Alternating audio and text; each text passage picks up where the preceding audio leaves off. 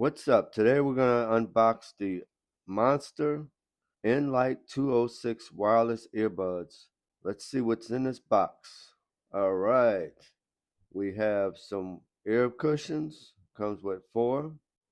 Then it looks like a charging cable, USB-C to USB-A.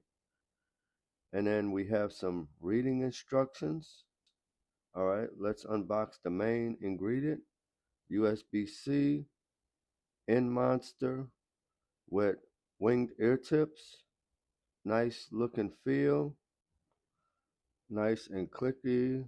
Feels great in the hand. Loving the color with the glossy and matte look. Very comfortable to hold and very lightweight.